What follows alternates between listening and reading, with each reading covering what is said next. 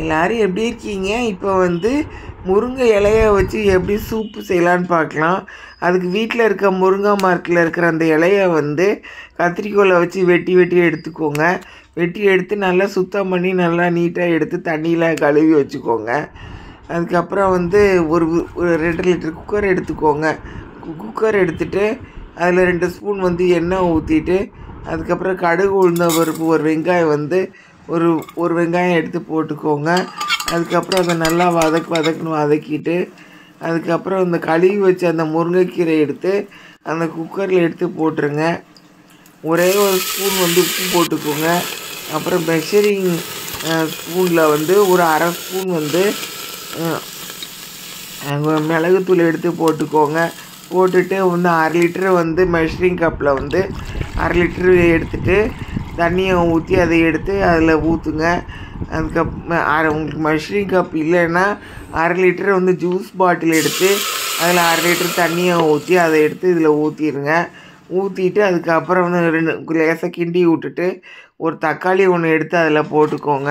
போட்டுட்டு அதுக்கப்புறம் அதை நல்லா கிண்டி விட்டுட்டு அதை குக்கரை மூடிட்டு கேஸ் ஸ்டவ் ஃப்ளேம் வந்து ஃபுல்லாக வச்சுட்டு ஆவி வந்தோடனே வெயிட்டை போட்டுட்டு திரும்பி மீடியத்தில் வச்சுக்கோங்க. கேஸ் ஸ்டவ் ஃப்ளேம் வச்சுட்டு ஒரு விசில் வந்தோடனே ஆஃப் பண்ணிடுங்க. அதுக்கப்புறம் இந்த குக்கர் ஆறுனதுக்கப்புறம் அதை திறந்துட்டு அந்த தக்காளியை வந்து ஒரு கரண்டியை வச்சு நல்லா நசுக்கி விட்ருங்க. நல்லா நசுக்கி விட்டுட்டு அதுக்கப்புறம் வந்து ஃபில்ட்ரு ஒன்று எடுத்துகிட்டு அந்த எல்லாத்தையும் வந்து ஃபில்ட்ரு பண்ணி எடுத்துக்கோங்க. ஃபில்ட்ரு பண்ணி ஒரு கிணத்துல எடுத்துகிட்டு அதுக்கப்புறம் வந்து நல்லா சூடாக எடுத்து சாப்பிடுங்க. இரும்பு சத்து வந்து குழந்த பெற்றவங்களும் சாப்பிட்லாம், குழந்த கன்சீவ் ஆனவங்களும் சாப்பிட்லாம். நல்லா உடம்புக்கு வந்து இரும்பு சத்து நல்லது. குழந்தைங்களுக்கு வந்து அடிக்கடி உடம்பு சரியில்லாமல் இருக்கிறவங்களுக்கு இந்த மாதிரி சூப் வச்சு கொடுங்க. நல்லா ஸ்ட்ரென்த்தாக இருக்கும். பெரியவங்களும் வந்து இதை சாப்பிட்லாம். வந்து பெரியவங்களும் வந்து இந்த மாதிரி சமைச்சு சாப்பிடுங்க. இப்போ வந்து குழந்தைங்களுக்கு வந்து சின்ன பிள்ளைங்களுக்கு வந்து இந்த சாயங்காலம் ஸ்நாக்ஸுக்கு வந்து இந்த காலிஃப்ளவர் 65 எப்படி செய்யலான்னு பார்க்கலாம். காலிஃப்ளவர் இந்த மாதிரி பிச்சு எடுத்துக்கோங்க. அதுக்கப்புறம் வந்து ஒரு ஸ்பூன் வந்து உப்பு எடுத்து அதில் போட்டுக்கோங்க. ஒரு ஸ்பூன் வந்து குழம்பு மிளகாத்தூள் போட்டுக்கோங்க. அப்புறம் ஒரு பிஞ்சு வந்து கேசரி பவுட்ரு கலர் போட்டுக்கோங்க. அதுக்கப்புறம் நல்லா வந்து இந்த மாதிரி பட்டுன்னு பட்டிட்டு அப்புறம் ஒரே ஒரு டேபிள் ஸ்பூன் வந்து பச்சரிசி மாவு வந்து எடுத்து போட்டுக்கோங்க. இந்த மாதிரி நல்லா பட்டுன்னு பரட்டி எடுத்துக்கோங்க.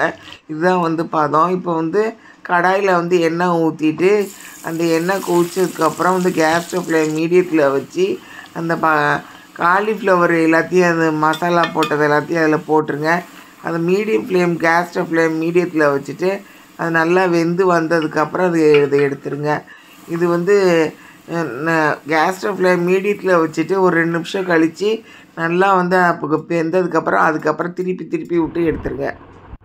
இப்போ வந்து தயிர் சாதம், சாம்பார் சாதம், ரச சாதத்துக்கு பச்சை மொச்சை பயிரை பொரியல் எப்படி செய்யலான்னு பார்க்கலாம். அதுக்கு தோல்லேருந்து அந்த பச்சை மொச்சை பயிரை எடுத்து தனியாக வச்சு கழுவி தனியாக வச்சுக்கோங்க.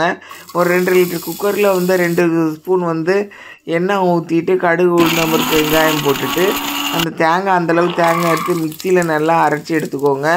கொஞ்சம் ஒரு 2 டேபிள் ஸ்பூன் தண்ணி ஊற்றிட்டு அதுக்கப்புறம் வந்து அந்த பச்சை மொச்சை பயிரை எடுத்து அந்த குக்கரில் 2 லிட்டர் குக்கரில் போட்டுருங்க. அதுக்கப்புறம் உப்பு வந்து ஒரு ஸ்பூன் போட்டுக்கோங்க. குழம்பு மிளகாத்தூள் வந்து ஒரு ஸ்பூன் போட்டுக்கோங்க. அரைச்சி வச்ச அந்த தேங்காயை வந்து அதில் ஊற்றிட்டு அதுக்கப்புறம் மிக்சியை நல்லா தண்ணியை ஊற்றி கழுவிட்டு அந்த நல்ல தண்ணியை வச்சு கழுவிட்டு அதுக்கப்புறம் அதை எடுத்து அதில் ஊற்றிடுங்க. ஊற்றிட்டு அதுக்கப்புறம் வந்து எல்லாத்தையும் போட்டதுக்கப்புறம் காரம் வந்து உங்களுக்கு ஜாஸ்தியாக வேணுன்னா 2 ஸ்பூன் குழம்பு மிளகாத்தூள் போடுங்க. இல்லைன்னா 1 ஸ்பூன் குழம்பு மிளகாத்தூள் போட்டுட்டு நல்லா கிண்டிட்டு கேஸ் ஸ்டவ் ஃப்ளேம் வந்து ஃபுல்லாக வச்சு ஆவி வந்தோடனே வெயிட்டை போட்டுட்டு ஒரு விசில் வந்தோடனே ஆஃப் பண்ணிடுங்க. அதுக்கப்புறம் வந்து திறந்து பாருங்கள். தண்ணி வந்து உங்களுக்கு நிறையா இருந்துச்சுன்னா திரும்பி அதே இதை வந்து கேஸ் ஸ்டவ் ஃப்ளேம் ஃபுல்லாக வச்சு வேக வச்சுட்டு தண்ணி வற்ற வச்சுருங்க. இந்த மொச்சப்பயிரை எடுத்து கையில் எடுத்து அமுக்கி பாருங்கள். நல்லா அமுங்குச்சுன்னா வெந்துருச்சுன்னு அர்த்தம். நன்றி.